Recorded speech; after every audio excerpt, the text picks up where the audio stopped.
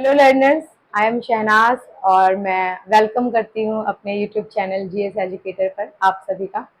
आज का जो वीडियो है वो एक बहुत बड़ी समस्या है जो अक्सर हिंदी मीडियम स्टूडेंट्स के सामने आती है और मैं इस समस्या को बहुत अच्छे से समझती हूँ क्योंकि मैं खुद एक हिंदी मीडियम स्टूडेंट थी। मैंने अपनी एमए तक की पढ़ाई जो है हिंदी मीडियम में करी, लेकिन आगे चल के जब मैंने एग्ज़ाम दिया सिविल सर्विसेज का फर्स्ट टाइम, तो वो हिंदी मीडियम में था।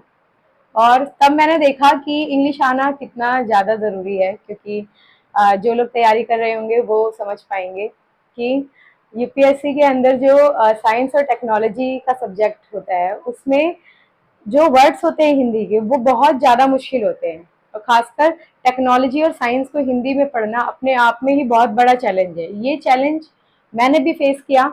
उसके बाद मुझे समझ आया कि इंग्लिश को सीखना बहुत ज़्यादा ज़रूरी है। लेकिन एक हिंदी मीडियम स्टूडेंट का इंग्लिश भाषा को सीखना ये कितना टफ है, ये आप तभी अंदाजा लगा सकते हैं जब आप खुद हिंदी मीडियम के स्टूडेंट्स होंगे। तो मैंने धीरे धीरे करके इंग्लिश को सीखा और मेरा एक खुद का एक्सपीरियंस है कि कैसे मैंने स्विच किया हिंदी मीडियम से इंग्लिश मीडियम में। तो मेरी तरह अगर आप लोग भी ऐसे ही फेस को झेल रहे हैं, खासकर अगर आप सिविल सर्विसेज की तैयारी कर रहे हैं, तो आप इस बात को समझ पाएंगे कि सिविल सर्विसेज में इंग्लिश लैंग्वेज का कितना वेटेज है। जिसमें एक कंपलसरी पेपर है 300 का, उसमें आपको इंग्लिश आनी ही चाहिए। तो एक हिंदी मीडियम का स्टूडेंट 300 नंबर के पेपर को लिखने के लिए कितनी ज़्यादा मेहनत करता है वो मैं बहुत अच्छे से समझती हूँ। इसीलिए शायद मैं अपना जो एक्सपीरियंस है वो शेयर करने के लिए यहाँ पर आई हूँ। बट ये कहने से पहले बस मैं एक छोटी सी बात कहूँगी कि प्लीज़ अगर आपने अभी तक मेरे चैनल को सब्सक्राइब नहीं किया है तो प्लीज़ आप इसे सब्सक्राइब कीजिए, क्योंकि दिन भर पढ़ाने के बाद मैं टाइम निकाल करके ऐसी वीडियोस बनाती हूँ जिससे कि लोगों को समझ आ सके कि क्या प्रॉब्लम्स आती है तैयारी के दौरान और पहले ही कौन सी चीज़ों को सीख लेना चाहिए। हो सकता है मेरी वीडियोस देखने वाले कुछ ऐसे स्टूडेंट्स भी हों जो अभी 12th कर रहे हों या फिर अभी स्कूल डेज में हो और आगे चल के उनको इंग्लिश मतलब आगे चल के उनको यूपीएससी जैसा एग्ज़ाम देना है। तो बच्चों प्लीज़ आप अपनी इंग्लिश पर ध्यान दीजिए।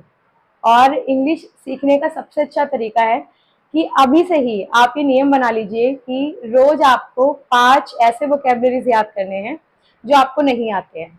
इसका फायदा क्या होगा कि हमारा जो माइंड है वो बहुत सारे प्रेशर को झेल नहीं पाता है, बहुत सारी चीजों को इकट्ठा नहीं याद कर पाता है। अगर हम उसको 5-5 वर्ड मीनिंग रोज याद करने के लिए कहेंगे अपने माइंड को, यस आप सही समझे, आपको अपने माइंड को एक तरीके से कमांड देनी है कि आपको रोज 5 वर्ड मीनिंग याद करते हैं। अगर आप 5 वर्ड मीनिंग्स रोज याद करते हैं तो आप एक महीने में 150 वर्ड मीनिंग्स याद कर सकते हैं। और आप सोचिए कि एक साल के अंदर आप कितने वर्ड मीनिंग्स याद कर सकते हैं। तो प्लीज आप लगातार लगातार अपनी वोकैबुलरीज पर ध्यान दीजिए। अगर आप यूपीएससी जैसे एस्पिरेंट है या फिर आप किसी भी कॉम्पिटिटिव एग्जाम की तैयारी कर रहे हैं, क्योंकि आज के समय में एक इंग्लिश का आना बहुत ज़्यादा ज़रूरी है। आप ये खुद ही अंदाज़ा लगा लीजिए, आपके सामने 2 व्यक्ति हैं और उसमें से एक हिंदी बोलता है और दूसरा इंग्लिश, तो आप प्रेफ़रेंस किसे देंगे? आप क्या सोचेंगे कि जो इंग्लिश बोलने वाला है वो बहुत ज़्यादा नॉलेजेबल होगा। प्लीज़ आप इस हिंदी मीडियम के स्टूडेंट मेरी बातों को गलत मत समझिएगा। आप बस समझने की कोशिश कीजिएगा कि मैं क्या समझाना चाह रही हूँ। हिंदी लैंग्वेज बहुत अच्छी लैंग्वेज है और मैं इसके दिल से रिस्पेक्ट करती हूँ ये। लेकिन साथ में जो कॉम्पिटिटिव एग्जाम्स है उसमें इंग्लिश का वेटेज जो है धीरे धीरे बढ़ता ही जा रहा है और कंपटीशन इसी वजह से बहुत ज़्यादा टफ हो जाता है। प्रॉब्लम्स यही आती है स्टूडेंट के सामने, खासकर हिंदी मीडियम स्टूडेंट के सामने, कि उनको लगता है कि मतलब इंग्लिश सीखना बहुत ज़्यादा मुश्किल है। लेकिन आप ये सोचिए कि आप इंग्लिश सीखेंगे तब जब आप पहले सोचेंगे कि मुझे एक प्लानिंग करनी है कि इंग्लिश कैसे सीखनी है। रोज डेली आपको वर्ड मीनिंग पर काम करना है तो आपकी जो प्रॉब्लम्स है वो सही हो जाएंगी। ठीक है, तो डरने की कोई बात नहीं है, घबराने की कोई बात नहीं है। बस आपको जो है लगातार अपनी वोकैबुलरीज पर काम करना है, क्योंकि मैं खुद इस बात को बहुत अच्छे से समझती हूँ कि किस तरीके से मतलब मैंने इंग्लिश लैंग्वेज को सीखा था। और ये एक गवर्नमेंट स्कूल से पढ़े हुए बच्चे के लिए और खासकर हिंदी मीडियम से पढ़े हुए बच्चों के लिए ये वीडियो बहुत ज़्यादा इम्पॉर्टेंट होगी, क्योंकि हिंदी मीडियम और गवर्नमेंट स्कूल का बच्चा पीछे रह जाता है इंग्लिश के मामले में, कहीं ना कहीं ऐसा मुझे लगता है, क्योंकि मैंने भी ये चीज़ें बहुत ज़्यादा फेस करी है।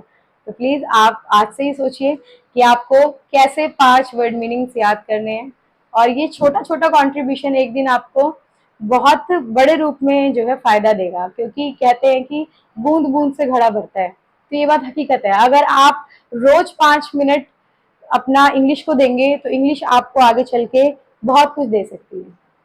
धन्यवाद। और अगर चैनल को सब्सक्राइब नहीं किया है तो प्लीज़ मेरी आपसे यही रिक्वेस्ट है कि आप मेरे चैनल को सब्सक्राइब कीजिए, और कमेंट के द्वारा बताइए कि आप किस तरीके से कौन सी वीडियोस चाहते हैं कि मैं क्या वीडियोस बनाकर जो है अपलोड करूं। इससे मुझे भी कुछ आइडिया मिल जाएगा, और आप लोग भी अपनी तैयारी करते रहिए जो भी आप तैयारी कर रहे हैं। धन्यवाद।